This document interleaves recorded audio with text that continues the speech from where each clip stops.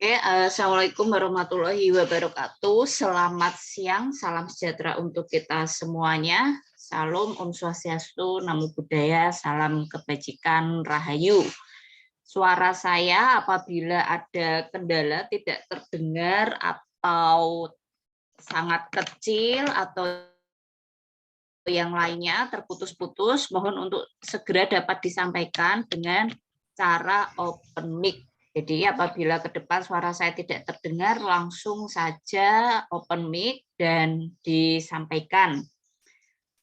Alhamdulillah kita dapat bertemu secara langsung melalui tatap maya untuk kuliah minggu kelima 14 Maret 2022, rombel hari Senin pukul 13. Gimana kabarnya? Sehat semuanya? Alhamdulillah Bu, sehat. Ya Bu, sehat Bu. Apabila ada yang sedang dalam kondisi sakit, tidak perlu dipaksakan ikut Zoom. Bu, nanti kan ada data Zoom gitu ya, nggak apa-apa. Berarti memang data Anda untuk ikut Zoom, misalnya dari 12 kali Zoom, Anda ikut Zoom itu 5 kali gitu ya, atau 6 kali ya, memang datanya seperti itu gitu. Ya nggak apa-apa.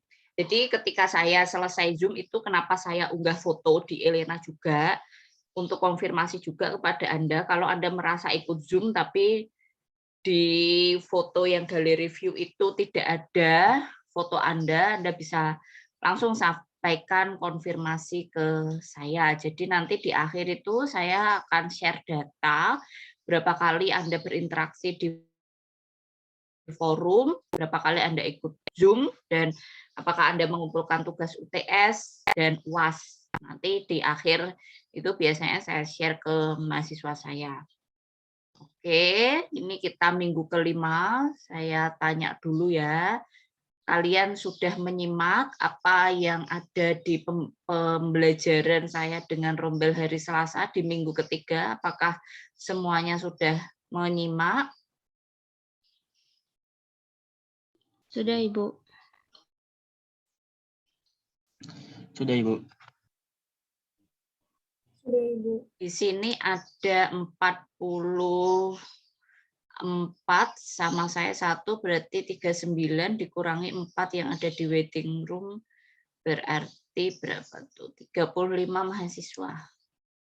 Apakah 35 mahasiswa, 35 kalian sudah menyimak kuliah saya dengan rombel hari Selasa jam 7 di minggu ketiga? Sudah Ibu. Sudah Ibu. Sudah Ibu. Sudah Ibu. Oke. Ya, saya akan review singkat. Jadi minggu ini, sekarang ini, Zoom kita barangkali mungkin sedikit lebih lama daripada biasanya ya. Biasanya kurang lebih kita ketemu itu sekitar 90 menit, 1,5 jam. Sesuai aturan 2 SKS kan 45 menit, 4 SKS kurang lebih 90. Tapi minggu ini kita barangkali lebih dari 90 menit barangkali ya. Jadi mohon untuk disiapkan dulu kondisinya. Apabila merasa tidak enak badan, disilahkan untuk meninggalkan Zoom. Apabila mau meninggalkan Zoom, sampaikan di chatroom keperluan Anda. Oke, materi minggu ketiga itu sangat penting. Jadi saya tidak ingin mahasiswa saya lepas materi itu atau keliru memahami. Jadi itu esensinya. Ketika misalnya Anda diberi pertanyaan, yang pertama,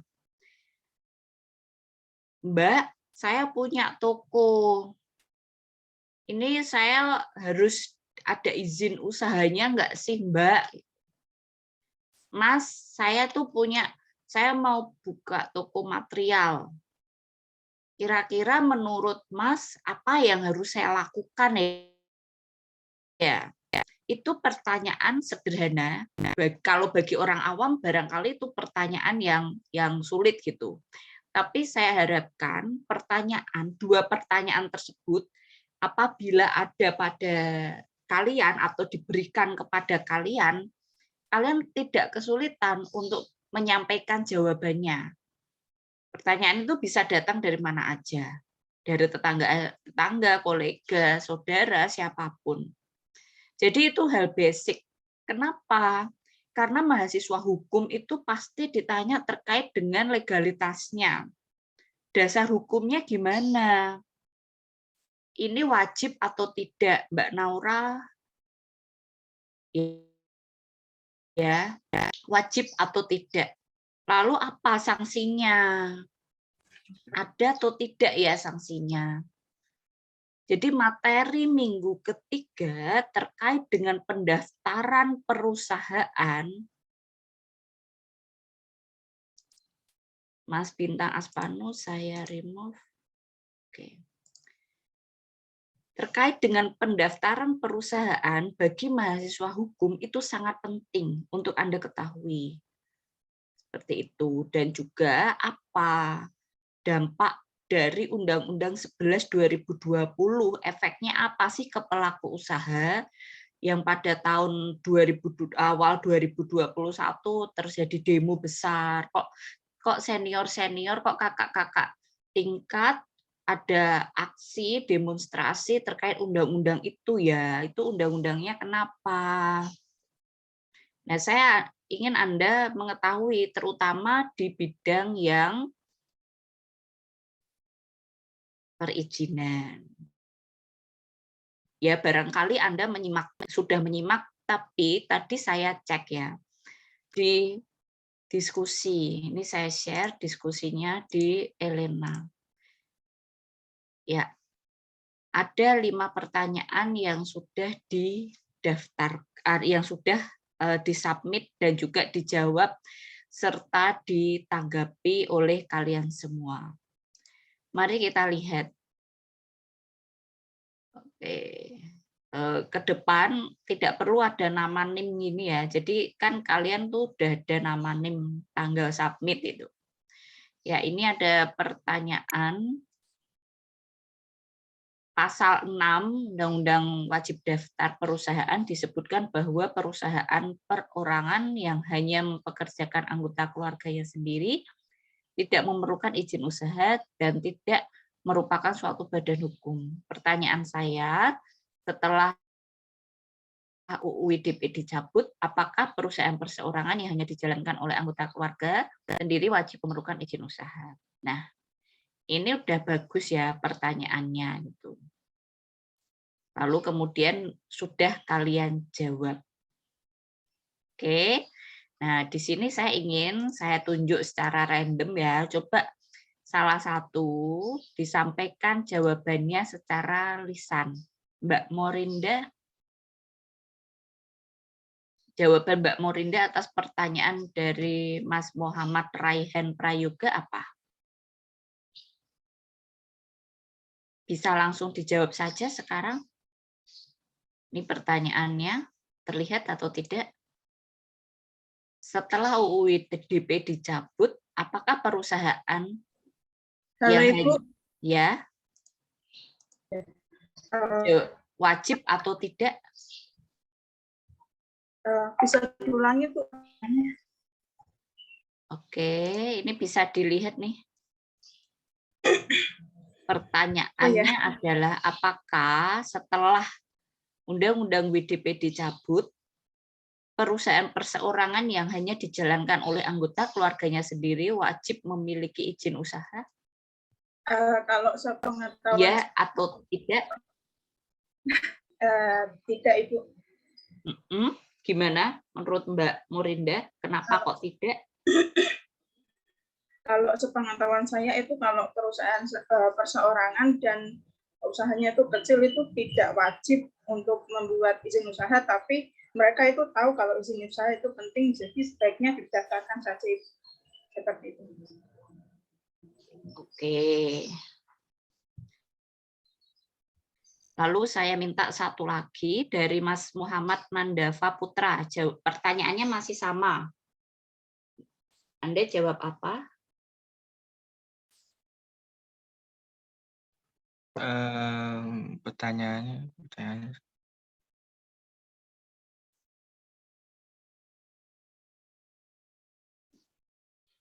Pertanyaannya, saya ulangi lagi. Ya, Ibu, saya lagi baca pertanyaannya, Ibu. Oh ya, silahkan.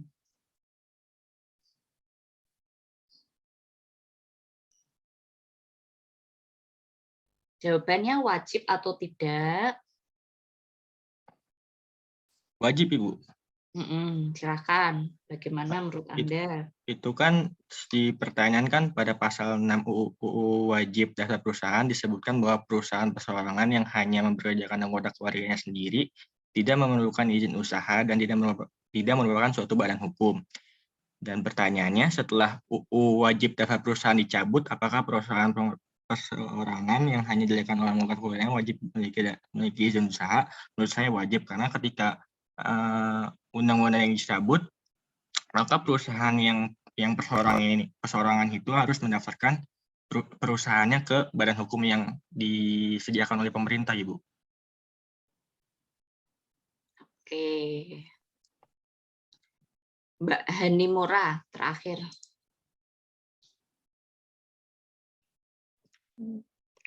Kalau menurut saya, Bu, tidak wajib, Bu, karena perusahaan yang dikelola oleh anggota keluarga sendiri itu bukan termasuk perusahaan besar dan bukan termasuk badan hukum, jadi dapat dikecualikan dan tidak wajib untuk mendaftarkan perusahaannya. Begitu, Ibu. Oke.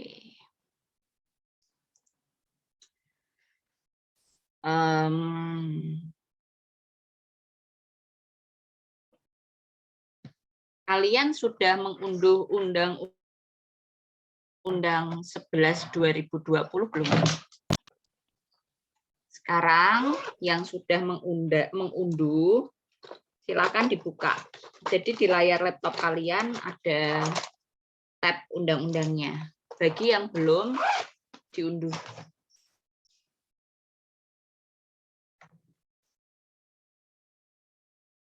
Oke, saya beri waktu sebentar untuk Anda membuka undang-undang tersebut.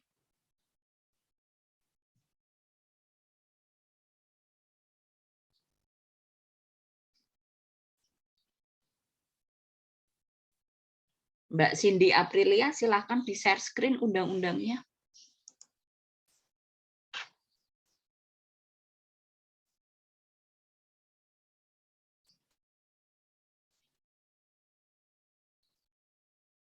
Mbak Cindy. Bentar, Ibu. Oke.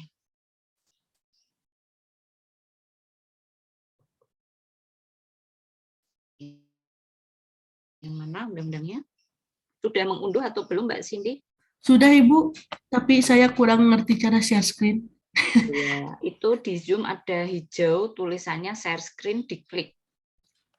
Tapi ini ada tulisan host disable participant screen sharing. Oh ya, ya, oke. Ya, sudah dicoba lagi. Baik, Bu. Oh ya udah.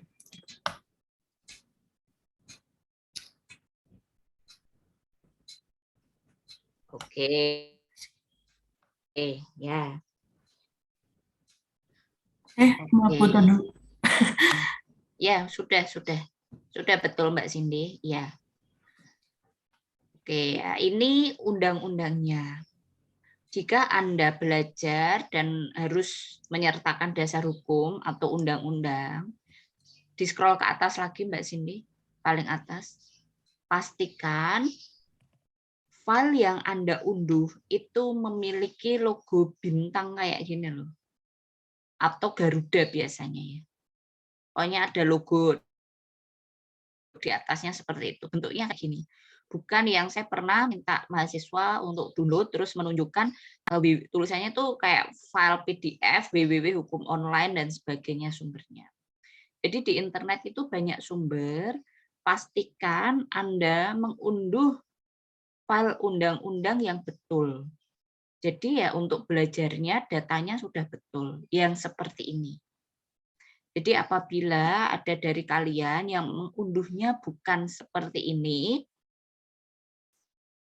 ya cari yang kayak gitu, unduh dari website resmi. Biasanya saya mengunduh undang-undang itu dari websitenya Seknek, Sekretariatan itu, atau dari BPHN.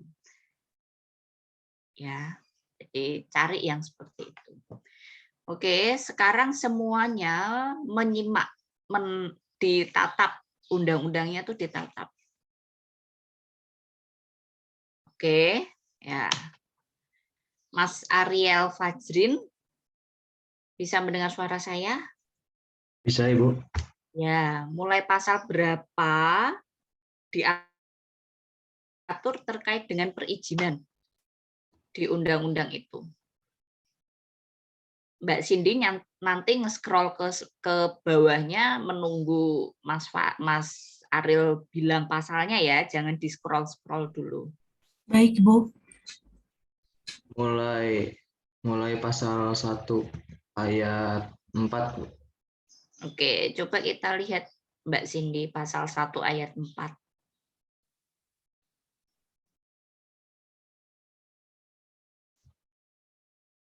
Oke, cukup. Ya, Mas Ariel dibaca coba. Oke. Pasal 1 ayat 4. Perizinan usaha adalah legalitas yang diberikan kepada pelaku usaha untuk memulai dan menjalankan usaha dan atau kegiatannya. Oke. Mas Bintang Mahaputra bisa mendengar suara saya? Bisa, Ibu. Ya, selanjutnya pasal berapa yang mengatur terkait dengan perizinan?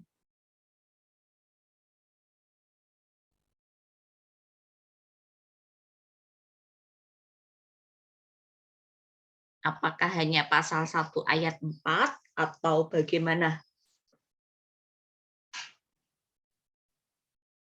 Yang pasal 1 ayat 11 menurut saya itu tentang 1 ayat 11 ya. Ya, Mbak Cindy bisa dibantu 1 ayat 11. Oke, silahkan dibaca Mas Bintang. persetujuan bangunan gedung adalah perizinan yang diberikan kepada pemilik bangunan gedung untuk membangun baru, mengubah, memperluas, mengurangi, dan atau merawat bangunan gedung sesuai dengan standar teknis bangunan gedung. Oke. Mbak Deviani, adakah pasal lain yang mengatur tentang perizinan di undang-undang ini? Bisa mendengar suara saya, Mbak Deviani? Bisa, Ibu. Oke. Pasal berapa?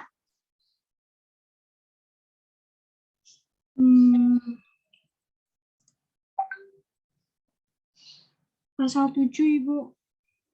Pasal 7. Ya, Mbak. Pasal 7, Mbak.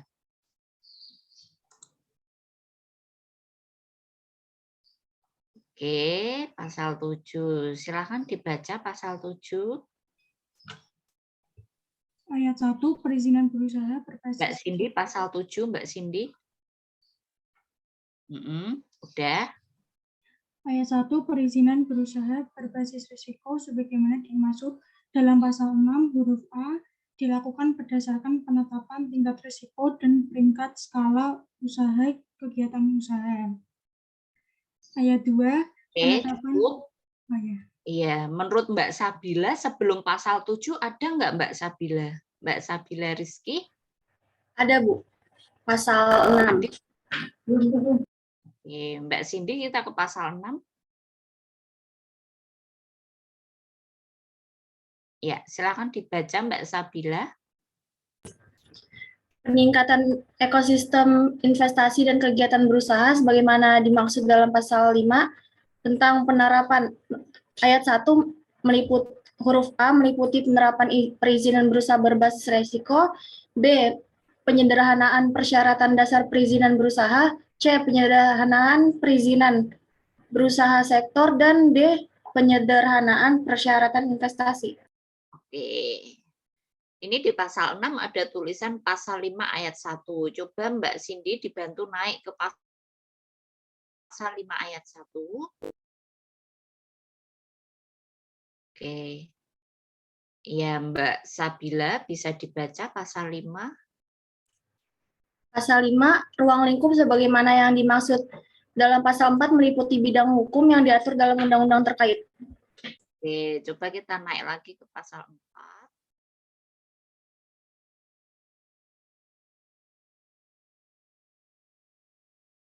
Silakan. Dilanjutkan, Mbak Sabila. Masih Mbak Sabila? Pasal 4, dalam rangka mencapai tujuan sebagaimana dimaksud dalam pasal 3, ruang lingkup undang-undang ini mengatur kebijakan strategis cipta kerja yang meliputi A. Peningkatan ekosistem investasi dan kegiatan berusaha, B. Ketenaga kerjaan. Bentar, Ibu, hilang slide-nya. Oh ya, tak kirain di laptopnya Mbak Sabila ada buka. Belum ya?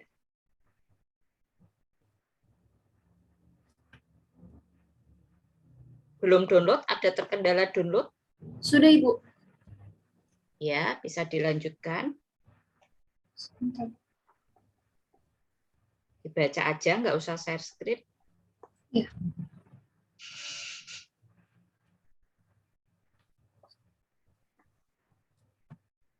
Pasal B, ketenaga kerjaan, C, kemudahan perlindungan serta pemberdayaan koperasi dan UMKM, D, kemudahan berusaha, E, dukungan riset dan inovasi, F, pengadaan tanah, G, kawasan ekonomi, H, investasi pemerintah pusat dan pencapaian proyek strategis nasional, I, pelaksanaan administrasi pemerintahan, dan J, pengenaan sanksi. Oke. Ya. Jadi Undang-Undang 11/2020 ini dia memberikan suatu reaksi ya dari semua kalangan.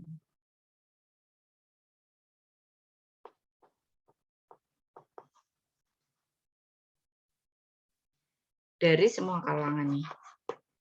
Nah, semua kalangan itu tertarik dengan Undang-Undang 11/2020. Kenapa? Kalau Anda lihat di file undang-undang Anda, itu pasalnya ada ribuan. Bahkan megabyte-nya itu lebih puluhan megabyte gitu.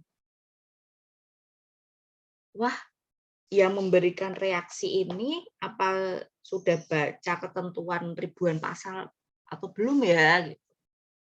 Nah, itu saya kurang tahu tuh, saya belum tanya kan satu-satu.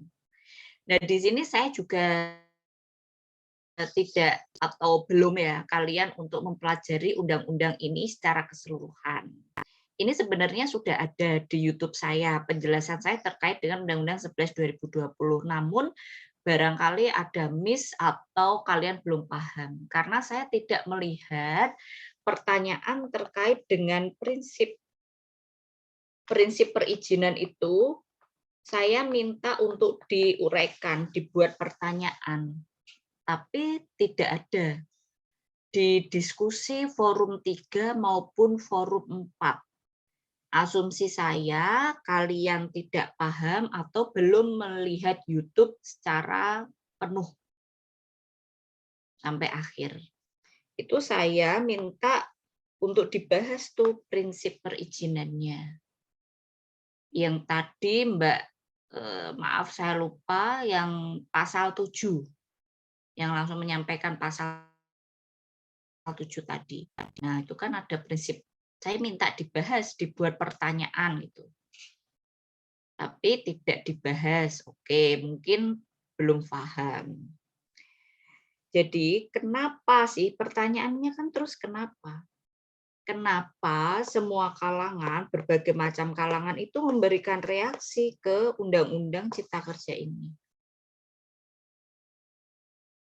Karena di Undang-Undang Cipta Kerja ini diatur banyak hal. Pengaturan banyak hal, banyak bidang. Dalam satu undang-undang itu kita bisa sebut dengan Omnibus Law.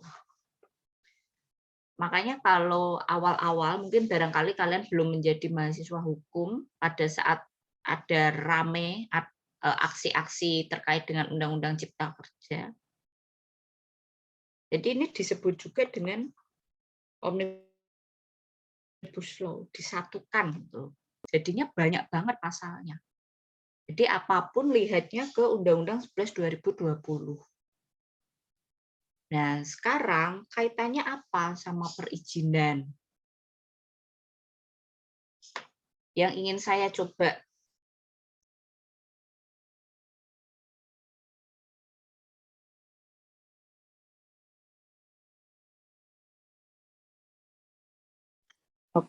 yang ingin saya coba sampaikan kepada kalian ya.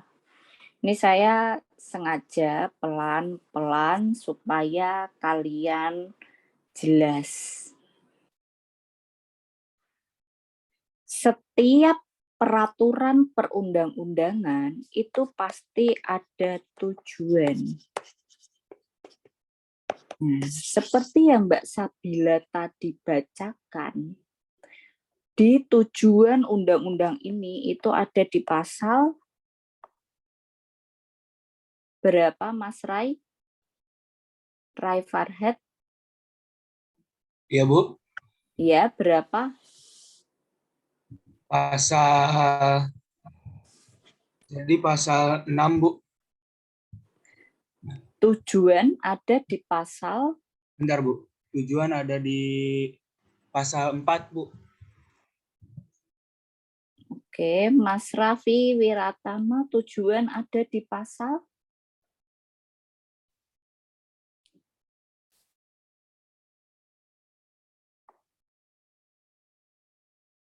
Ini loh, angka saya udah sedikit lagi nih. Mas Raffi Wiratama bisa mendengar suara saya?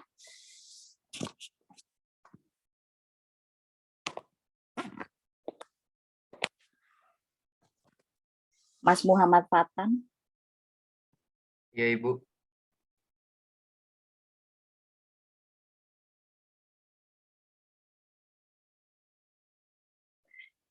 Pasal 3, Bu.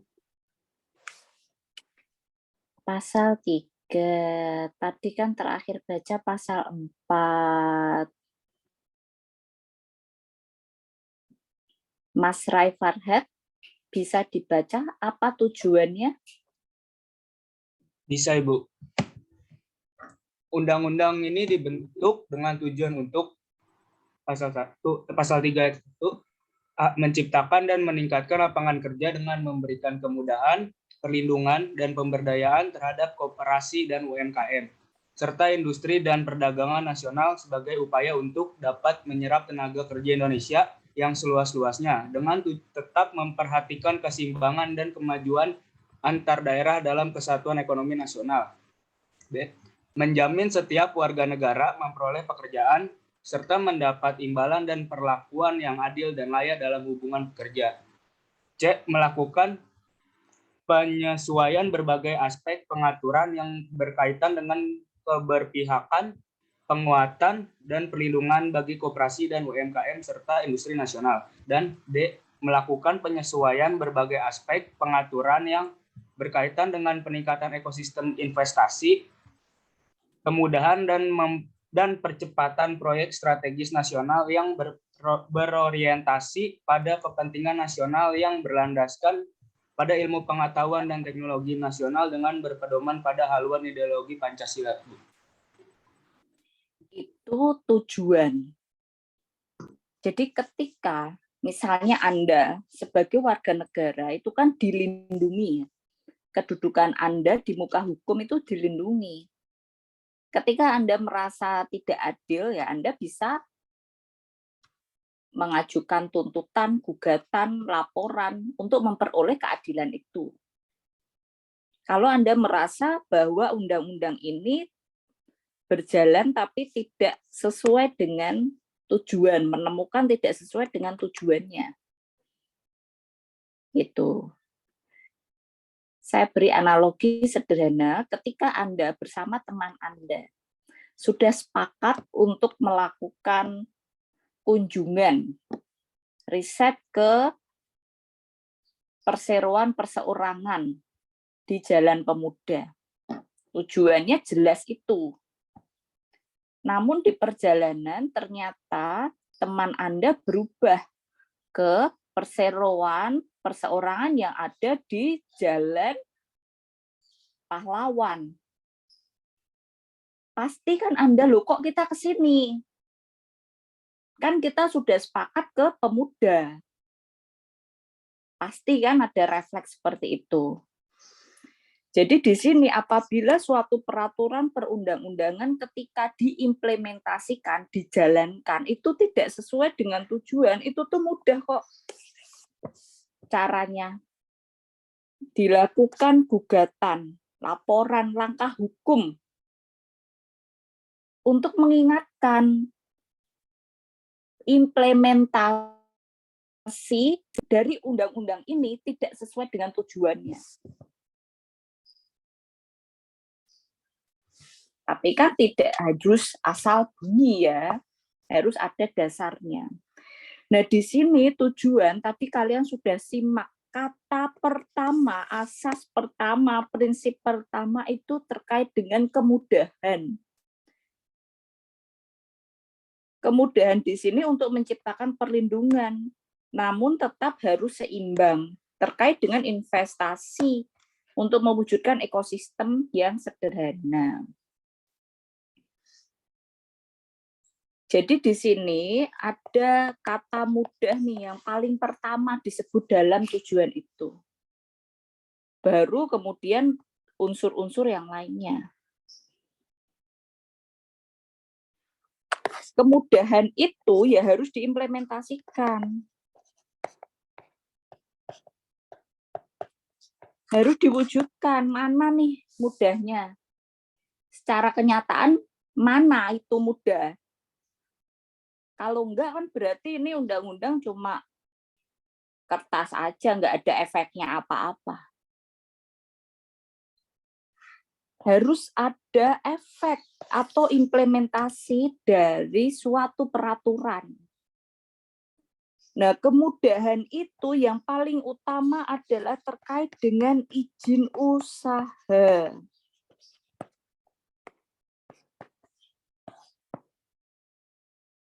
Ini.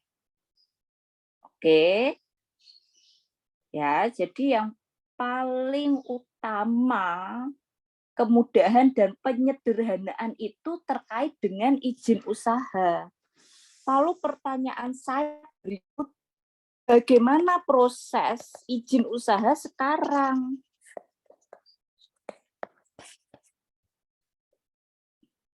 Sekarang ini gimana? Sekarang setelah ini tahun 2022 dan Undang-Undang 11 2020 itu masih berlaku, belum dicabut.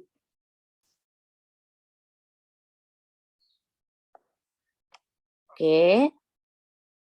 Ya, saya mau coba tanya ke Mas Ahmad Raufik. Mas Ahmad Raufik bisa mendengar suara saya? Bisa, Ibu. Ya. Izin usaha itu diberikan oleh siapa sih setaunya Mas Ahmad Raufik? Menurut saya izin usaha diberikan kepada Diberikan masyarakat. Diberikan oleh DPM DPM PTSP. DPM PTSP itu pemerintah provinsi, daerah, atau siapa? Dia itu siapa? Dinas Penanaman Modal dan Pelayanan Terpadu Satu Pintu, Ibu. Daerah. Oke, pemerintah daerah ya. Iya, Ibu. Ya, terima kasih. Jadi di sini Undang-Undang 11 2020 itu memiliki hierarki kan yang tinggi. Kalau suatu undang-undang sudah diberlakukan, sudah sah, maka di bawahnya itu harus menyesuaikan, ngikutin. Undang-undang ini kan levelnya kan nasional atau pemerintah pusat. Padahal izin usaha itu diberikan oleh pemerintah daerah setempat di mana lokasi usaha itu ada, bukan domisili dari pemilik.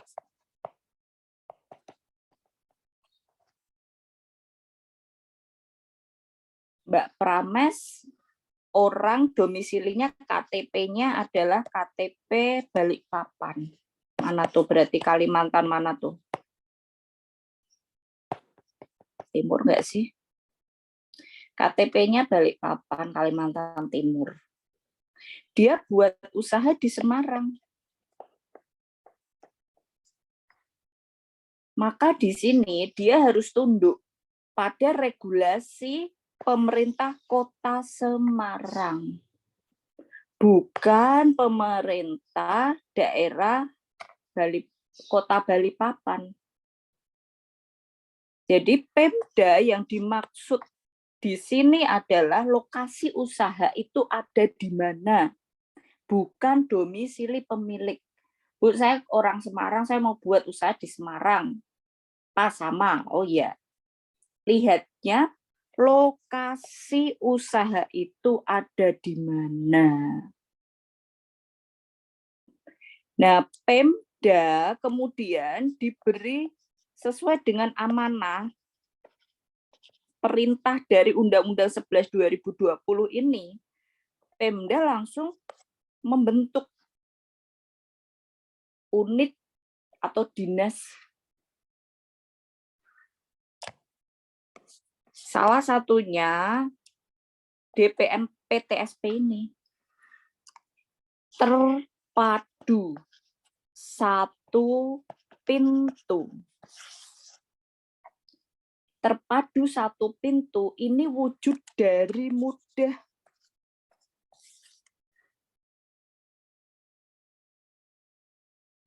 Dari sini kita bisa melihat kalau perizinan itu sudah menyesuaikan sesuai dengan apa yang sudah diatur dalam Undang-Undang 11 2020. Nama terpadu satu pintu ini untuk memberikan kesan bahwa mengurus perizinan itu sekarang mudah, hanya satu pintu saja, satu tempat saja, itu sudah terpadu. Kalau Anda simak di YouTube saya, itu saya minta Anda untuk riset, cari tahu. Kalau tidak keluar, itu di online itu juga ada. Di daerah Anda, di domisili Anda, itu sudah ada DPM PTSP atau belum? Karena proses penyesuaian, ini kan diundangkan tahun 2020 akhir, 2021. Kesiapan dari pemerintah daerah itu beda-beda. Jadi barangkali di daerah Anda itu belum ada DPM PTSP, itu dimungkinkan, bisa saja. Atau namanya bukan DPM PTSP.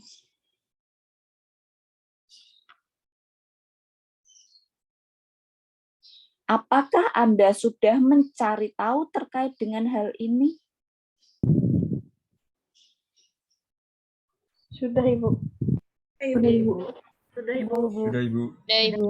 Sudah, Bu. Oke, nanti saya di akhir ada menti yang dijawab terkait ini, nanti disubmit saja. Jadi, Anda tuh cari tahu di Pemda Anda itu perizinannya bagaimana. Itu ya. Jadi di sini, misalnya di Kota Semarang, domisili saya. Kota Semarang itu sudah punya DPM PTSP, lokasinya ada di Balai Kota, Jalan Pemuda. Satu gedung, satu kawasan dengan kantor wali kota, kantor DPRD kota. Jadi kalian cari tahu lokasinya itu di mana. Kalau ada, kalau belum namanya tuh apa di daerah Anda. Jadi nanti ketika Anda menjawab pertanyaan saya, Anda sebutkan daerah Anda. Apakah ada atau tidak? Kalau ada, namanya apa, lokasinya di mana. Itu. Pengurusan izin usaha mulai dari usaha perseorangan sampai yang bentuknya perseroan terbatas itu tuh di sini. Terpadu satu pintu.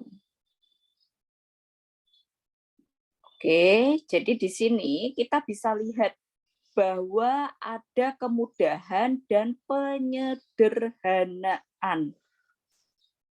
Terpadu penyederhanaan untuk membentuk suatu iklim investasi yang baik, ekosistem investasi yang baik. Jadi administratifnya dimudahkan. Nah, sekarang pertanyaan selanjutnya adalah, biasanya kemudahan itu hadir dengan suatu sistem yang terkelola, yang safety. Basisnya tentu saja internet. Ini apa ini namanya? OSS. OSS, Ibu. OSS, Ibu. Online Mbak. single submission. Oke. Online single submission. Kalian ke DPM PTSP kalau diminta ngisi form, nulis, wah nanti berkas dan sebagainya. Kalau saya loh ini sederhananya di mana? Saya masih harus ngurus legalisir, masih harus ini. Saya tidak melihat ada sederhana di situ. Mudah, oh ya udah mudah, tempatnya cuma itu wes. Untuk mewujudkan terpadu dan sederhana, penyederhanaan itu ada nih pemerintah membuat OSS. Ini amanah dan perintah dari Undang-Undang 11 2020. Bu, di Pemda saya belum pakai OSS. Bisa saja. Karena balik lagi kesiapan ini. Karena tergantung dari infrastrukturnya, SDM-nya. Tapi setiap Pemda se-Indonesia harus berproses untuk menghadirkan, membuat DPM PTSP, dan sistem yang digunakan adalah si OSS ini. Harus ada proses ke sana. Jadi, barangkali misalnya setahun apa 2 tahun ke depan itu sudah seluruh Indonesia perizinannya dengan OSS. Tidak ada kabupaten atau kota yang tidak memiliki OSS untuk perizinannya. Gitu. Karena itu amanah dari undang-undang, levelnya pusat, nasional, seluruh Pemda. Pemda itu kota dan kabupaten. Di tingkat yang paling rendah, kota, kabupaten. Ya. Ini terkait dengan perizinan. Kalau Anda sekarang ini masih belum tahu online single submission, googling aja. Nanti ada link yang bisa dipelajari. Namanya online, pasti bisa diakses secara daring. Gitu. Jadi sebenarnya Anda nggak perlu kehilangan bensin, nggak perlu kemana-mana. Anda bisa menjawab pertanyaan saya terkait dengan di mana di daerah Anda, di mana tempat untuk mengurus izin usaha. Nah, sekarang saya kembali ke Undang-Undang 11 2020. Mbak Cindy bisa dilanjutkan sharingnya. Undang-undangnya tadi. Ya, Bu. Tadi kita bahas terkait dengan pengertian. Sudah disampaikan oleh Mas Ariel, kalau saya tidak keliru, yang pasal 1 tadi definisinya sudah jelas. Perizinan usaha itu apa? Tujuan sudah kita bahas ya di pasal 3. Jadi itu fokus tujuan dari si undang-undang ini. Bu, concernnya terkait dengan pembangunan ekonomi. Ya, karena negara, impian dari setiap negara di dunia itu pasti ingin negaranya maju. Dan salah satu indikator negara itu masuk maju atau berkembang, develop atau developing country, itu dari GDP-nya. Emang ukurannya angka. Untuk mencapai grade angka tertentu itu ya diwujudkan dengan pembangunan ekonomi. Dan di sini istilahnya disebut dengan kesatuan ekonomi nasional ini. Nah, nanti besok setelah kuliah ini selesai, silakan diberikan pertanyaan tentang prinsip. Silakan di-scroll ke pasal 6, Mbak Cindy. Oke, nah di sini ada prinsip penerapan perizinan berbasis risiko, penyederhanaan A sampai D ini ya.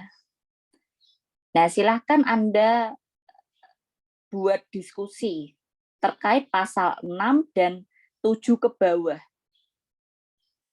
Itu apa? Oke, coba Mbak Cindy di-scroll lagi ke atas. Mulai dari pasal 1, ya kita lihat sampai pasal 7 ya, barangkali saya ada yang kelewat. Oke. Ya. Ya, pasal 1 dari bab 1 suatu undang-undang itu biasanya berisi terkait dengan ketentuan umum. Di sini definisi-definisi.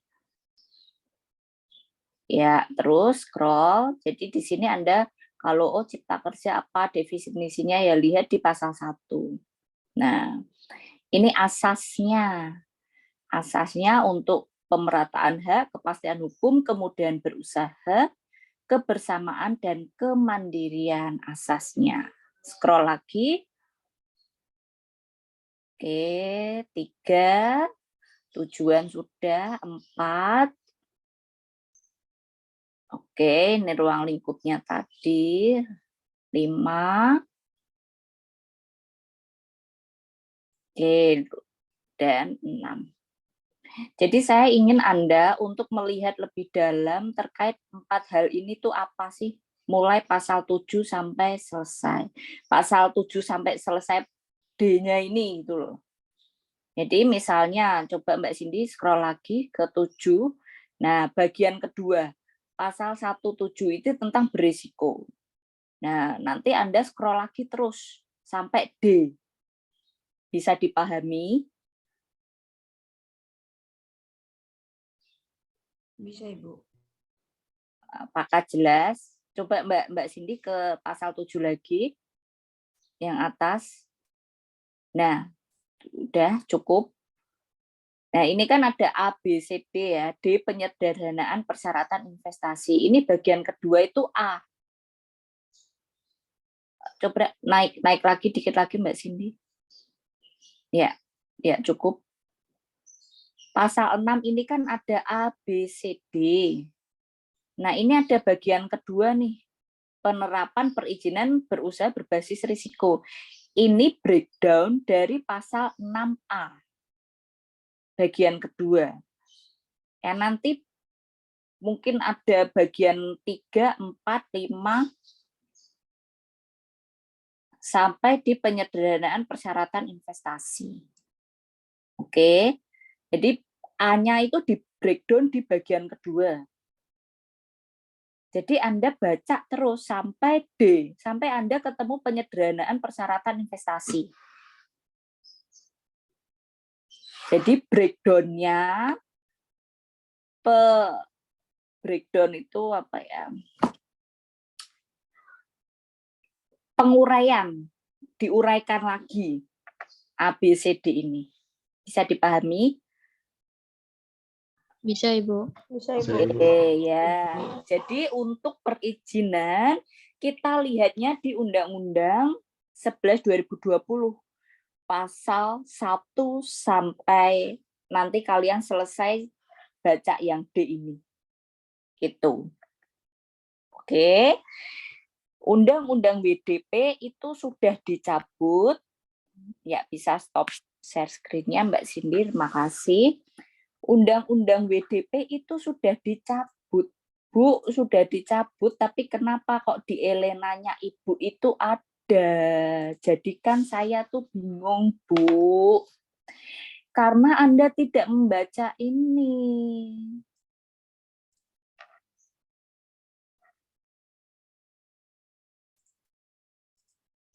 Oke, di sini sudah jelas.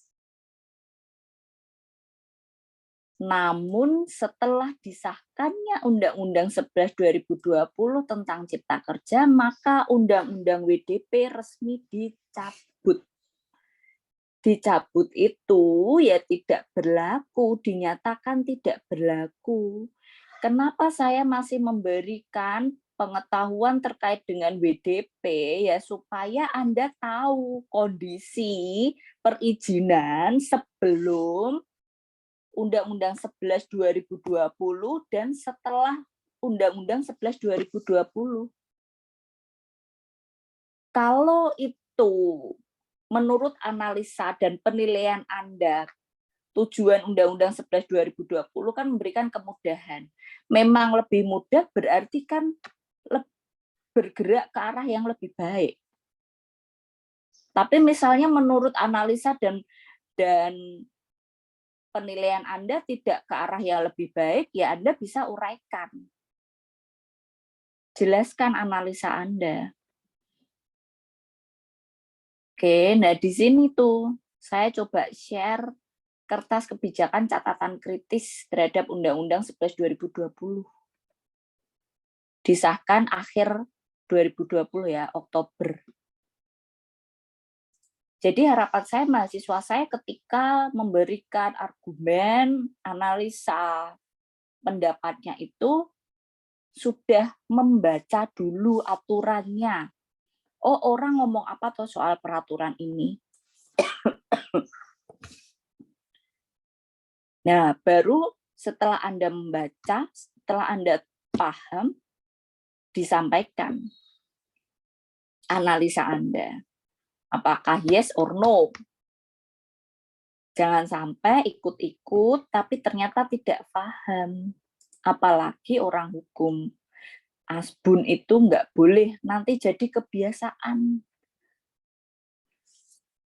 Kalian saat ini tidak hanya belajar hard skill, tapi juga soft skill. Harapannya ketika besok kalian sudah profesional, nggak asbun kalau kerja.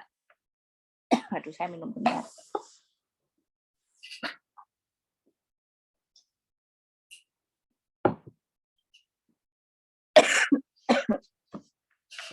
Gitu ya. Jadi untuk izin usaha materi minggu ketiga saya cukupkan. Nanti kita isi mentinya di akhir. Sekarang saya ke minggu 4.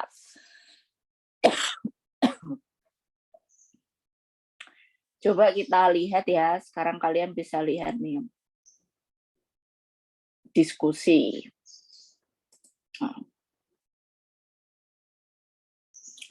Saya minta dalam slide saya itu kalian bertanya dan bahas satu orang, berikan 2 tentang lembaga perdagangan. Ya, ini jawaban-jawabannya.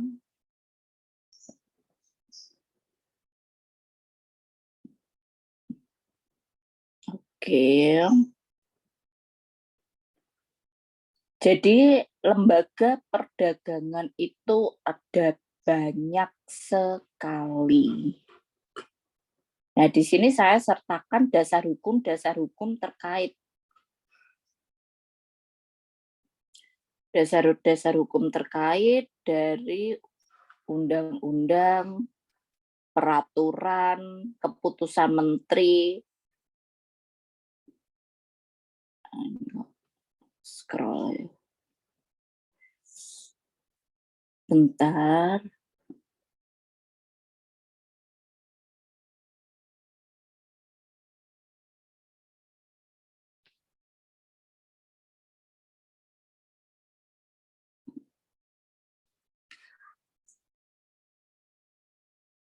Coba, ini hanya review dulu. Saya minta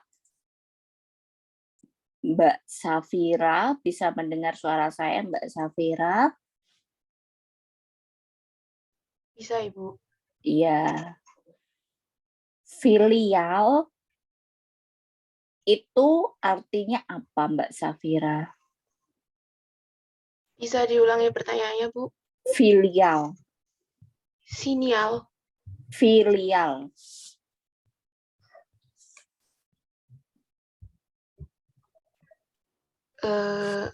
Nggak tahu, Bu. Mas Aldias, bisa dibantu? Di-unmute dulu. Filial ya, Bu. F-I-L-I-A-L, Bu. Ya, ini loh. Artinya, Bu.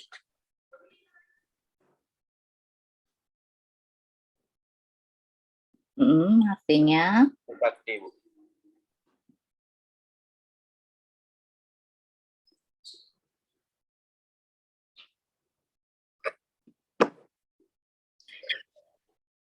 Oke, sekarang dijawab bersama-sama. Arti kata filial di slide saya ada atau tidak ya? Ada, Ibu. Ada, Ibu. Ada, Ibu. Ada, Ibu.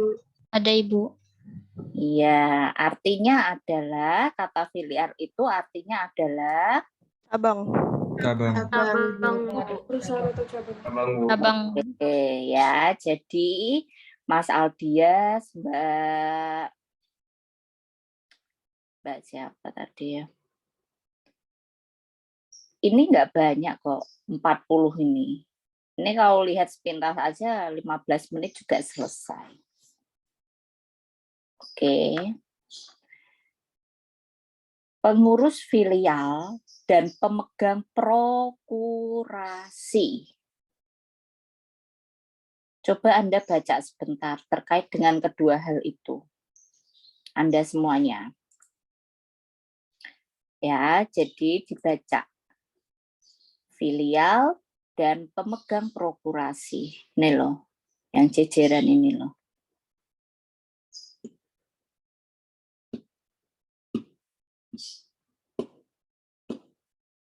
Oke.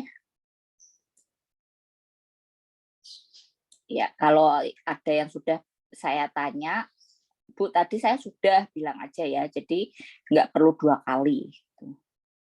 Mas Laude Muhammad Aiman, bisa mendengar suara saya? Bisa, Ibu. Apa, Mas, bedanya, Mas? Bedanya pengurus filial ya, Bu?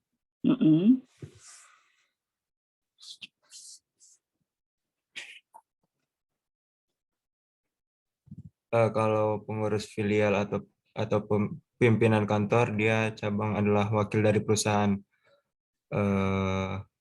Kalau pemegang prokurasi, bedanya adalah tugas pemegang prokurasi didasarkan perjanjian kuasa, Bu. Oke. Contoh, bisa kasih contoh nggak sih? Menurut Mas Laude, mereka berdua hadir di sekitar kita nggak? Pernah jumpai mereka nggak?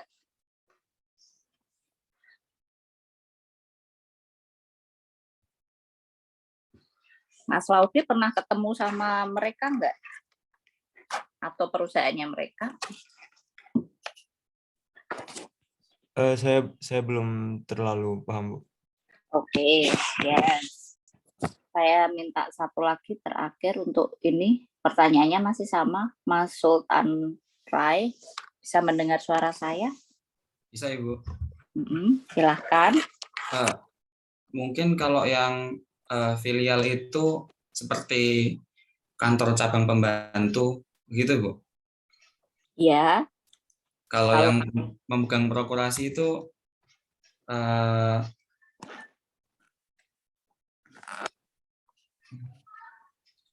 Oke, gitu ya. Ya, saya mulai dulu.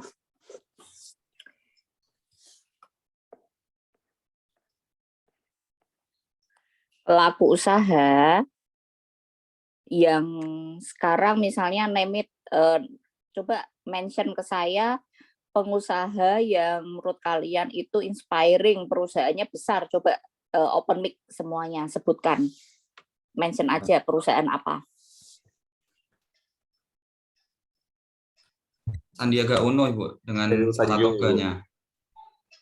Ya, yang lain PT apa itu sebutkan aja coba. Gudang Garam. Transmedia.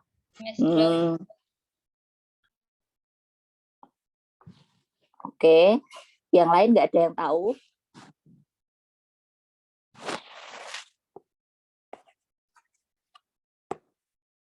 Perusahaan besar di Indonesia itu yang kalian ketahui apa? Coba satu. Jarum. Pertamina, Bu. Yang sudah Yusuf Kala, Bu. Ya. Mayora, Bu. Ya. Putra. Ya, yang sudah ngomong jangan ngomong, yang belum ngomong saya tunggu. Silakan. PT apa yang kalian ketahui yang besar? Indofood, Bu. Sinarmas, Bu. Delivery, Bu. Pertamina, Bu. Mas Alvito tidak ada interaksi, ada kendala di mikrofon. Dari tadi saya minta open. Kalau dari saya Telkomsel, Bu. Sama Indosat Ooredoo itu juga, Bu, provider. Oke, ya. Lebih kalau saya minta semuanya ya open mic gitu ya. Perusahaan-perusahaan yang Anda sebutkan tadi itu tidak mungkin langsung berada di titik, misalnya kalau kita ibaratkan grafik nih. Nggak mungkin ini misalnya dia punya aset sebanyak 100 triliun PT tersebut. Itu nggak mungkin langsung sekian dalam periode yang singkat.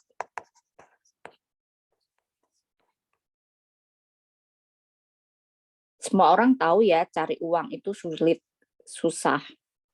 Kalau ada orang yang mendapatkan uang dalam jumlah yang besar dalam waktu singkat, itu pasti banyak pihak mempertanyakan.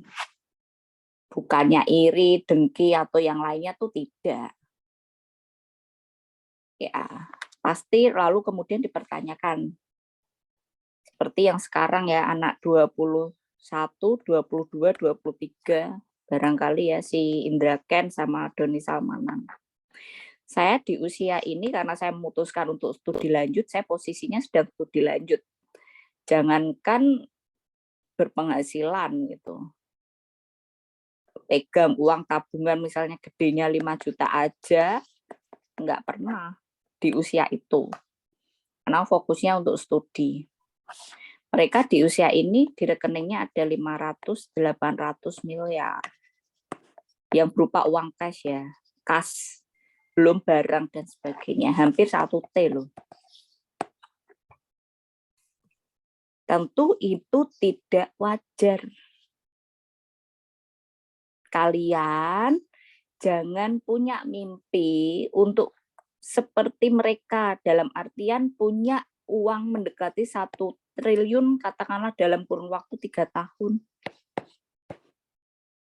Bu, itu kan bagus, Bu, untuk motivasi. Ya, tapi kan kita harus realistis juga. Kalau kalian kerja, berapa pemasukan untuk biaya hidup dan yang lain-lain. Besok kalau kalian sudah profesional, setahun kalian bisa nabung 50 juta aja udah keren. Untuk fresh graduate ya, saya ini kurun usianya, usia fresh graduate kalian lulus S1. Kalian punya setahun punya tabungan itu kalian udah super.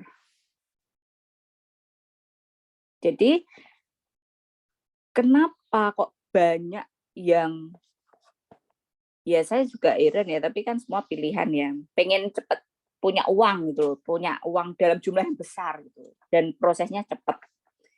Itu enggak ada. Jadi untuk mencapai perusahaan-perusahaan tersebut untuk mencapai aset 100 triliun misalnya, itu mereka tuh kurun waktunya tuh puluhan tahun. Puluhan tahun. Nah, untuk mewujudkan ini mereka tidak bisa sendirian. Enggak mungkin. Nah, mereka punya banyak sekali pihak. Nah, dalam hal ini udah ya, ini sudah saya tutup. Dalam hal ini disebut materi kita itu dengan pembantu perusahaan. Ketika kalian memulai suatu usaha, kalian punya usaha, pasti semuanya pengen mimpi seperti perusahaan-perusahaan yang kalian sebutkan tadi, pengen seperti mereka. Pasti nggak ada pelaku usaha yang tidak ingin sukses. Untuk mewujudkan itu, dari yang semula sendirian, mereka mulai dibantu oleh orang lain. Misalnya adiknya, anggota keluarganya, tadi yang sudah disebutkan, banyak pelaku usaha yang dibantu oleh anggota keluarganya. Selain anggota keluarga yang membantu, mereka mulai dengan memiliki karyawan. Karyawan ini masuk ke dalam pembantu perusahaan yang kategorinya atau jenisnya berdasarkan hubungan kerja.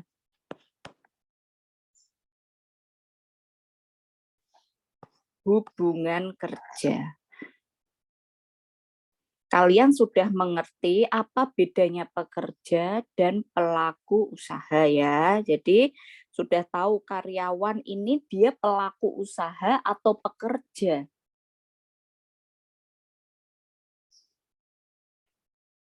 Apa jawabannya? Pekerja, Bu. Pekerja. Oke, pekerja ya. Sudah tahu ya bedanya seperti apa pekerja. Nah, pembantu perusahaan ini yang berdasarkan hubungan kerja, saya mulai dulu dari yang berdasarkan hubungan kerja. Itu yang pertama ada Mbak Angel, yang pertama ada siapa Mbak? Maaf Ibu, boleh diulangi sekali lagi? Pembantu perusahaan yang berdasarkan hubungan kerja, itu yang pertama ada siapa? Baik Ibu, sebentar. Itu ada pedagang keliling, Bu. Ada pedagang keliling. Mas Jody bisa dilanjut yang kedua. Iya, Bu. Silahkan dilanjut yang kedua. Ada pedagang kaki lima, Bu. Pedagang kaki lima.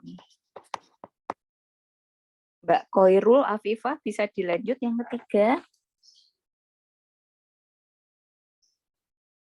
Gimana Ibu? Bisa dilanjut yang ketiga.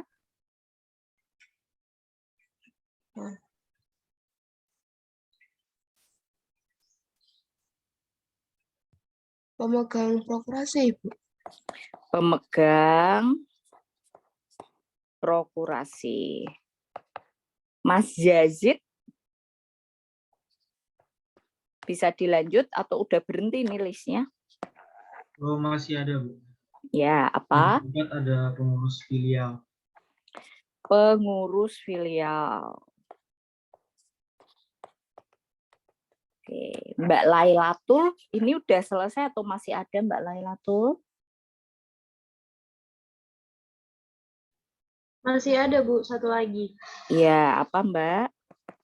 Pimpinan perusahaan. Oke.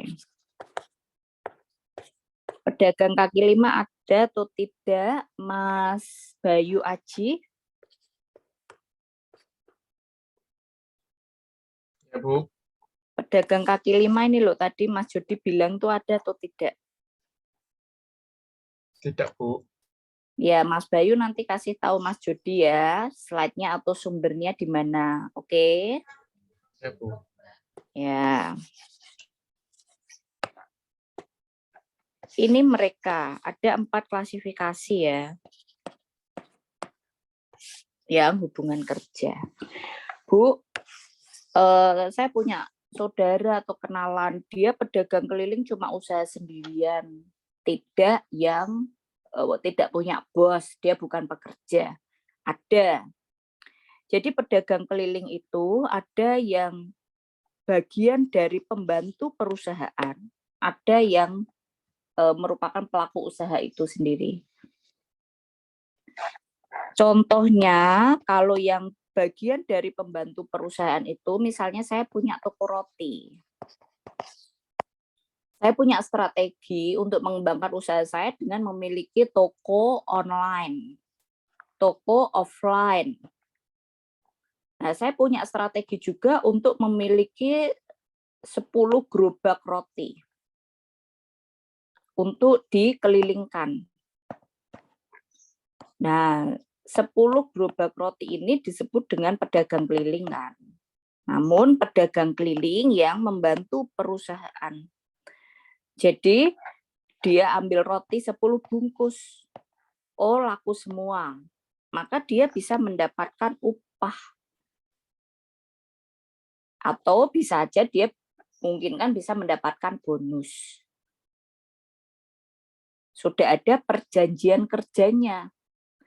Tapi kalau yang pedagang keliling yang merupakan pelaku usaha, tidak ada perjanjian kerja dia dengan siapapun. Dia menjalankan usahanya sendiri. Itu kenapa pedagang keliling masuk di pembantu perusahaan.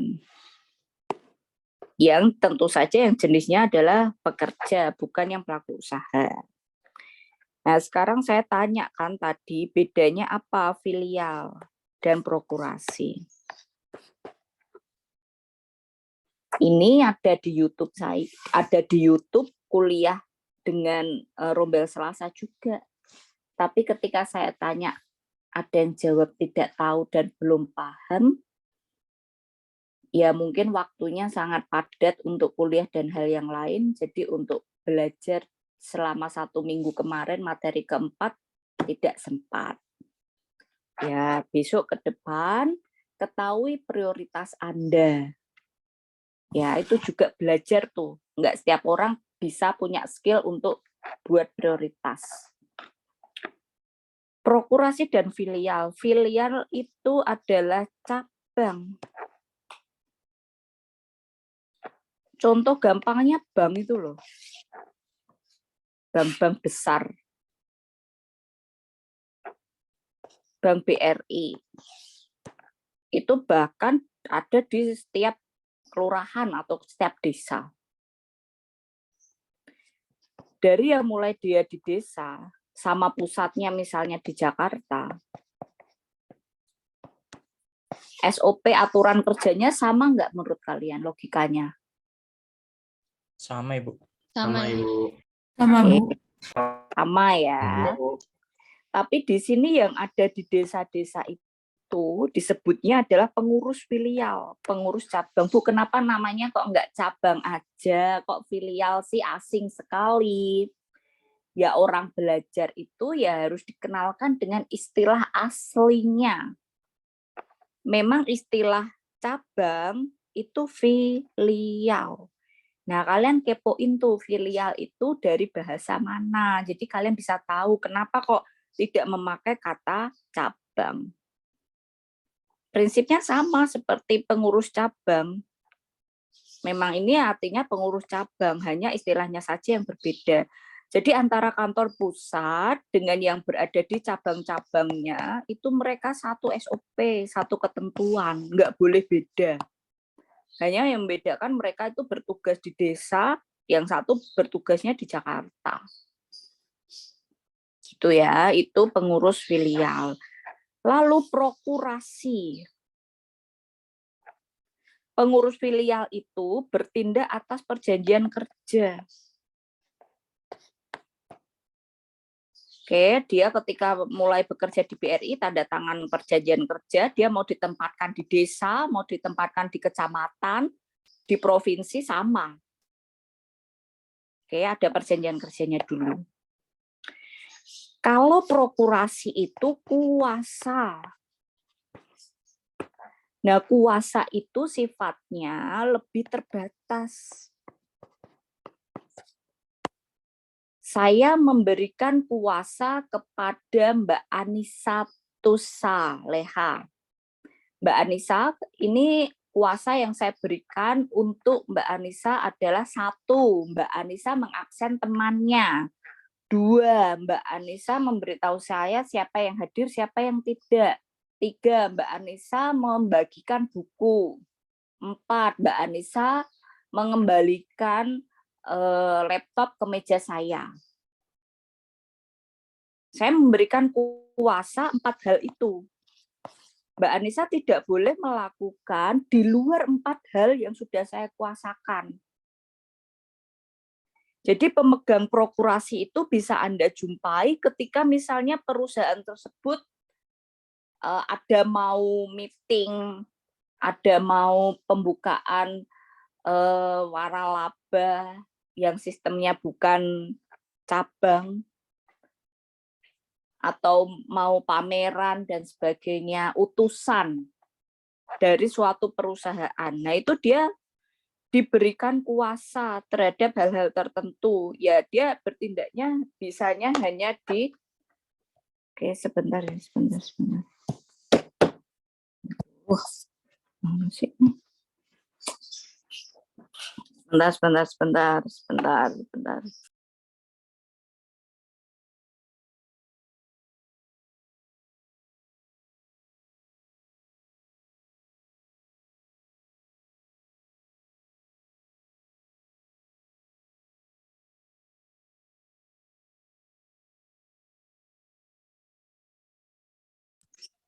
Oke, jadi pemegang prokurasi itu dia mendapatkan kuasa ya hanya untuk hal-hal itu saja yang dikuasakan. Jadi sifatnya lebih terbatas, lebih temporer si pemegang prokurasi ini. Nah, namanya itu istilahnya dengan prokurasi. Nah, kalau pimpinan perusahaan ya pasti kalian udah bisa sederhana ya ini, manajer dan sebagainya, memang orang yang memimpin perusahaan tersebut. Itu terkait dengan perbedaan ini. Oke, lalu sekarang saya akan melanjutkan ke jenis berikutnya. Jenis berikutnya di sini ada usaha penjualan langsung. Lalu kemudian berdiri sendiri, agen perdagangan dan perwakilan perusahaan asing. Nah, di dalam pertanyaan-pertanyaan saya sudah lihat kalian sudah membaca ini ya. Lalu kemudian di sini ada macam-macam agen perdagangan. Ternyata banyak jenisnya. Jadi coba dipelajari. Dealer itu merek Honda itu kan dari Jepang. Bisa sampai ke tangan kalian. Itu gimana caranya? Kalau Anda beli dari Jepang, transport dan yang lain sebagainya kan pasti ribet. Nah, showroom dealer itu tuh namanya tuh apa? Dia distributor, agen. Kalau agen itu yang mana? Tujuan saya dari diskusi Anda bisa mengenali itu. Lalu kemudian kayak McD, KFC, Starbucks, merek-merek yang sudah kita ketahui bersama itu bukan berasal dari Indonesia. Ketika dia buka di Indonesia itu namanya apa? Bagaimana? Mobil-mobil kayak Ferrari dan mobil-mobil mewah lainnya, kenapa yang jual tuh hanya itu? Kok bisa ya? Itu monopoli apa enggak? Nah, jadi Anda mengenal itu agen tunggal pemegang merek ATPM. Jadi bukan monopoli, tapi memang sifat keagenannya seperti itu. Itu ada semua di sini. Jadi eksplornya lebih mendalam lagi ya, belum saya temukan mendalam di diskusi hukum dagang 4. Yang jelas kalian bisa tahulah bedanya tuh apa. Ternyata agen itu ada subagen, ada ATPM, itu yang bagaimana dipelajari. Sampai di sini itu review saya terkait materi ke-3 dan ke-4. Kalau saya udah nggak bahas lagi, sebenarnya kalian di sini ada bahas terkait dengan maklar ya, jawabannya keliru. Coba buka YouTube deh, bedanya maklar sama komisioner. Yang Anda kenali di sekarang itu maklar yang misalnya nih Mbak Sakbila punya tas, lalu Mbak Rahelia lagi main ke kamarnya, Mbak Sabila cerita, aku mau jual tas nih. Mbak Rahel, oh ya coba aku tawarin ya, coba ke Nasiwa gitu, nanti bagaimana gitu. Oh iya. Nah coba dari ilustrasi saya barusan, menurut Anda, semuanya bisa open mic, itu maklar atau komisioner? Komisioner, Ibu. Komisioner, Ibu. Komisioner, Ibu. Ya, semoga sudah bisa membedakan ya. Kuliah saya hari Selasa itu anak-anak sampai tanya reseller, dropshipper, just tip itu masuknya tuh apa? Nah, kalau kalian tahu di TikTok itu ada TikTok Shop. Lalu kemudian ketika mereka mempromosikan barang milik orang lain, mereka dapat komisi. Nah, itu sistemnya mereka tuh disebut apa? Pelaku usahakah atau komisionerkah? Bisa dipahami nggak? Misalnya ada si Ana. Ana ini memiliki akun TikTok, ya. Lalu dia mempromosikan barang dari PT Indah sabun yang diproduksi. Nah, itu kan banyak kan sekarang. Menurut kalian, Ana ini pelaku usaha atau pedagang perantara? Nah, coba direnungkan dulu. Oke. Ya, nanti dijawab bareng-bareng. Kalau menurut Anda, Ana adalah pedagang perantara, ya jawab pedagang perantara. Kalau menurut Anda, Ana adalah pelaku usaha, jawab dengan pelaku usaha.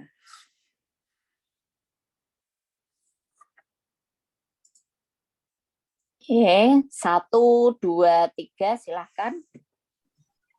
Pedagang perantara. Oke, ada yang masih jawab pelaku usaha ya kayaknya ya tadi samar-samar, tapi nggak apa-apa. Ana itu disebut dengan pedagang perantara ya, komisioner. Kalau Ana tidak punya lapak ya, tokonya itu Ana nggak ada. Tapi Ana langsung ngedirect linknya itu ke toko, dari toko pusatnya gitu loh. Jadi Ana tidak memproduksi, tidak ada lapak, tidak ada yang oh ini harga barangnya ini harganya sekian, tuh nggak ada. Jadi mereka ketika kalian klik itu kan langsung mengarah ke toko. Tokonya kan bukan tokonya Ana. Nah itu mereka pedagang perantara tuh, komisioner. Atau bahasa di masyarakat itu sekarang disebut dengan afiliator. Bisa dipahami? Nah, afiliator yang di sekarang lagi booming, saya balik lagi ke mereka ya. Itu tuh di sini tuh ada ya. Pedagang perantara efek, pialang berjangka, pedagang perantara properti. Jadi kalau kita bergerak di pasar modal, terkait dengan media atau instrumen investasi, cara orang untuk menginvestasikan uangnya itu kan beda-beda ya. Ada yang ditabung, dibelikan emas. Nah, media lainnya itu berinvestasi di pasar modal. Nah, itu ada pedagang perantara efek, pialang berjangka, pedagang perantara properti. Itu mereka pedagang perantara tuh, afiliator. Kalau mereka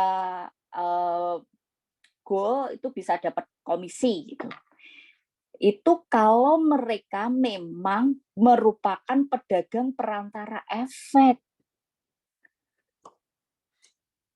Yang dilakukan oleh Indra Kents dan Doni Salmanan itu apps-nya, PT-PT-nya itu bukan pedagang perantara efek, bukan di bidang pasar modal. modal. Gitu. Aplikasinya dan yang lain-lain itu bukan bagian dari pasar modal. Kalau mereka pedagang perantara efek yang sudah kalian cari tahu apa itu, mereka nggak mungkin ditangkap polisi. Itu yang pertama. Jadi bidang usaha atau jenis usahanya itu tidak diatur, ilegal. Yang kedua, ya terkait konten-konten mereka. Gitu. Makanya ketika kita buat konten dan di-sharing ke sosial media, kalian harus bijak karena ada undang-undang ITE. Jadi Doni dan Indra itu kenanya tuh nggak hanya satu undang-undang atau bahasa sederhananya satu pasal aja, itu enggak. Itu minimal tuh dia kena 2 undang-undang, undang-undang pasar modal dan undang-undang ITE. Gitu. Belum lagi misalnya pasal-pasal yang lain. Tuh ya. Oke, sudah tahu perbedaannya terkait dengan makelar dan komisioner. Jadi profesi-profesi baru di masyarakat yang sekarang ini ada misalnya terkait dengan berkembangnya e-commerce dan dunia online, semua akses online tuh kayak yang sudah saya mention tadi ya, reseller, just tip, sama dropshipper itu di istilahnya aja gitu. Reseller, dropship sama just tip itu mereka bukan pedagang perantara, mereka pelaku usaha. Nah, kalau influencer yang kalau kita klik link langsung ke direct ke tokonya yang ada di TikTok, yang ada misalnya di YouTube, langsung kalau kalian simak review, kalau beli beli produk yang saya review ini, belinya lihat di description box itu ya, itu mereka adalah pedagang perantara. Afiliator itu yang mendapat komisi ketika ada orang yang klik atau bahkan sampai membeli. Itu profesi-profesi yang sekarang berkembang. Jadi saya ingin kalian bisa mengenali itu apakah mereka pelaku usaha atau pedagang perantara. Ya.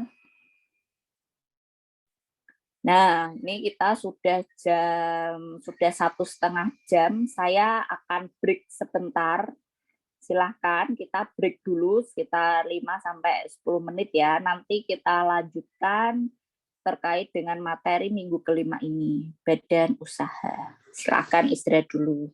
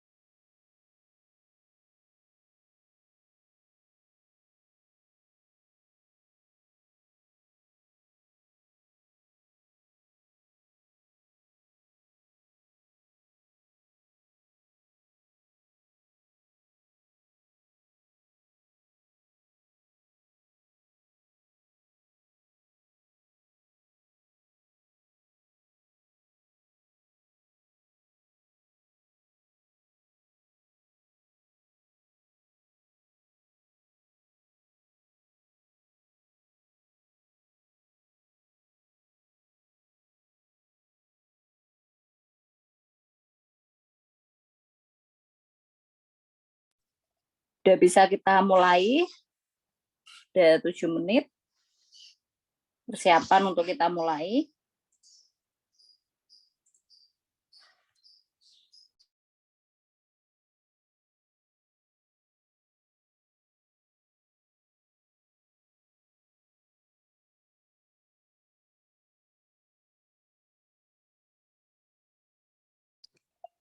Oke, bisa kita mulai semuanya?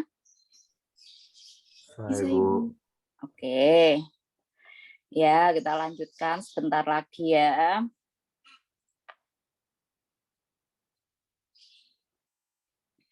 Materi kita selanjutnya adalah terkait dengan badan usaha. Ya, di sini ada istilah badan usaha itu sendiri. Penggolongannya. Di awal saya sudah sampaikan kepada kalian bahwa badan usaha itu ada yang badan hukum dan non badan hukum. Oke, sekarang coba diingat-ingat ya. Dulu di awal itu saya sudah coba kenalkan ke kalian terkait dengan jenis-jenis badan usaha. Seingat kalian itu apa gitu ya?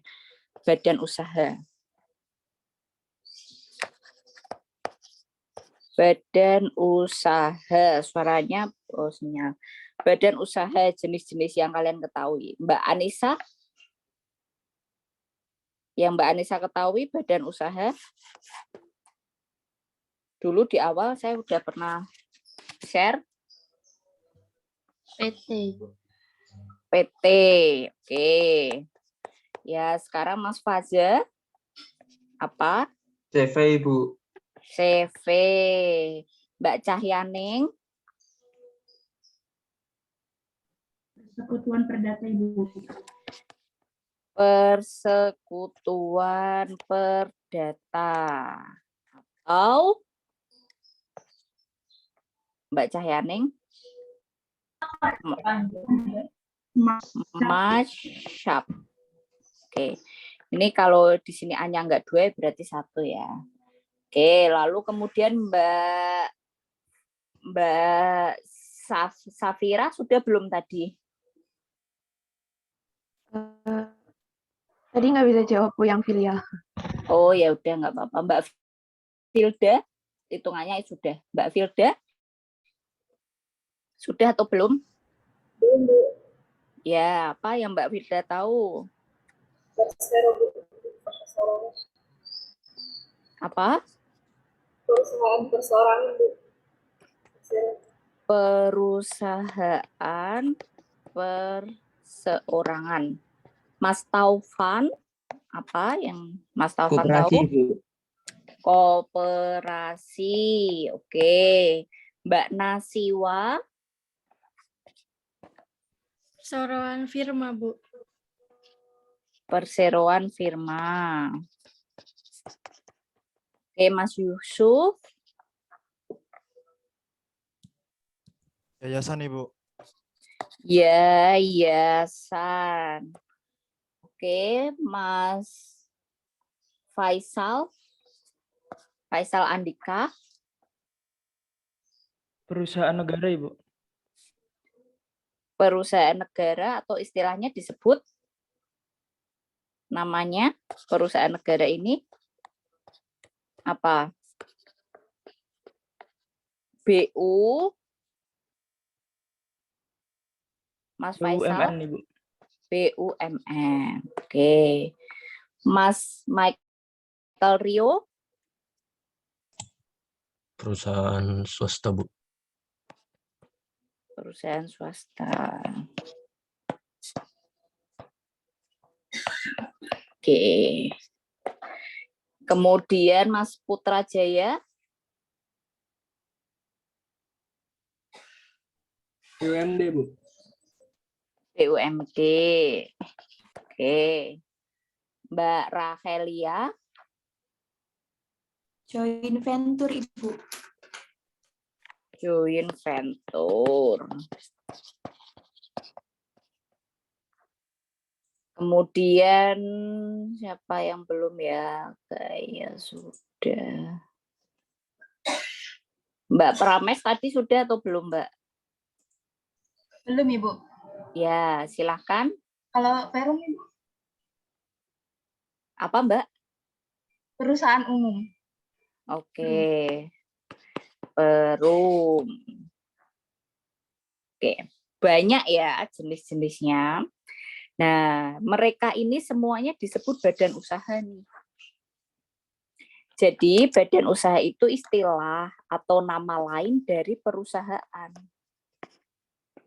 atau lembaga, tempat, wadah untuk melakukan kegiatan usaha.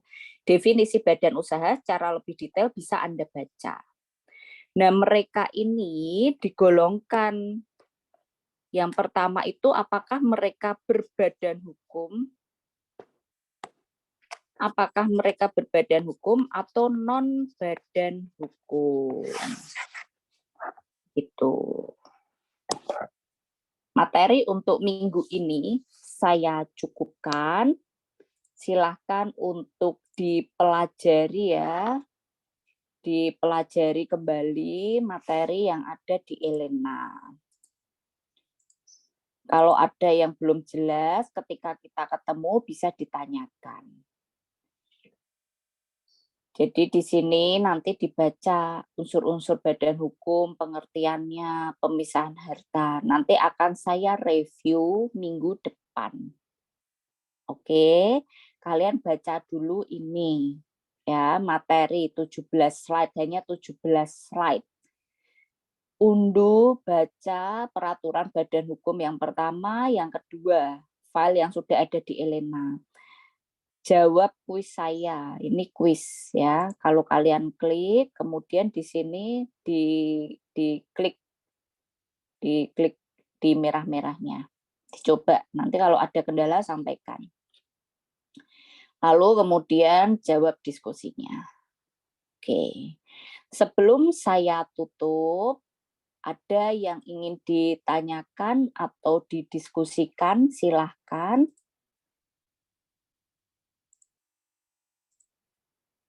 Oke, sekarang saya akan share kode Menti. Ya, di sini kodenya bisa Anda lihat di layar, atau saya akan share di chat, kolom chat. Ya, kodenya ini.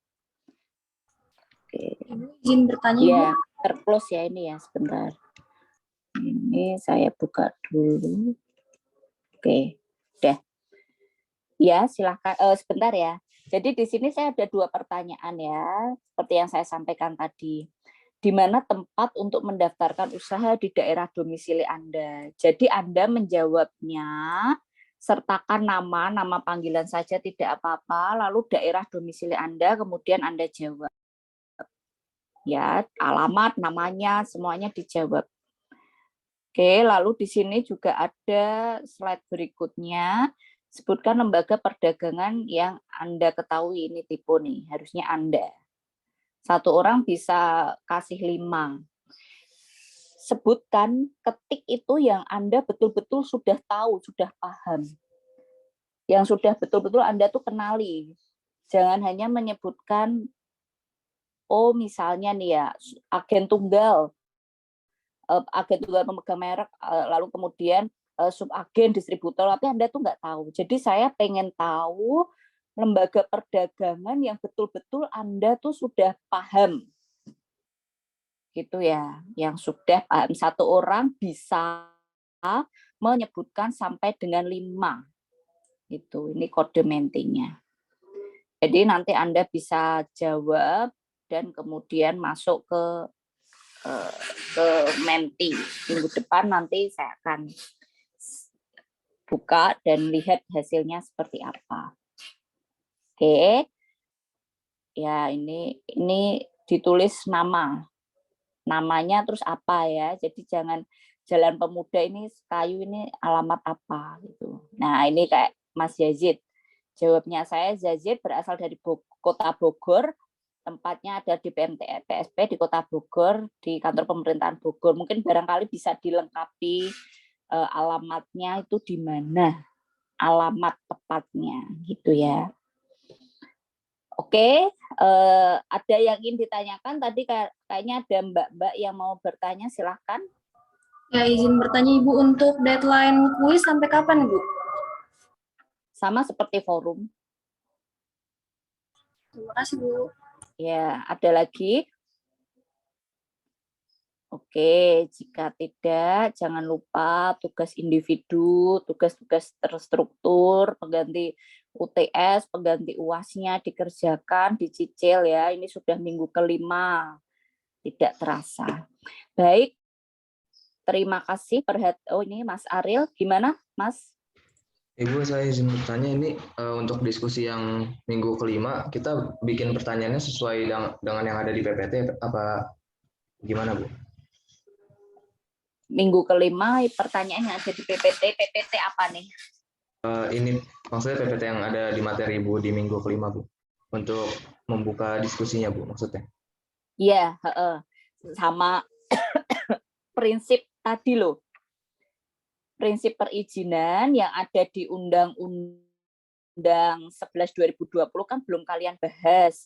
Nah, kalian bahas, tambahkan masuknya di diskusi kelima. Karena kan diskusi keempat sudah cut off, atau diskusi keempat juga nggak apa-apa, tapi kan cut off-nya itu besok tanggal 15. Gitu. Jadi mau dimasukkan di diskusi 4 atau 5 tidak masalah. Yang penting saya ingin Anda memperdalam kembali terkait dengan 4 prinsip tadi yang ada di pasal 6 Undang-Undang 11/2020. Mau diletakkan di diskusi 4 juga boleh, tapi cut off-nya terbatas, besok cut off. Mau diletakkan di diskusi 5 juga tidak apa-apa. Tapi itu tidak masuk di jatah kalian yang 5 pertanyaan gitu loh. Yang minggu kelima kan tetap 5 pertanyaan tuh. Jadi kalau mau masuk ke diskusi yang kelima, kalian masuknya ke diskusi yang kelima nggak apa-apa, tapi itu tidak mengurangi 5 pertanyaan per minggunya. Bisa dipahami? Oke. Bisa, Ibu. Terima kasih, Bu. Ya, yang lain ada yang ingin ditanyakan? Ya, semangat belajar terus. Terima kasih perhatiannya. Selamat sore, semoga sehat selalu.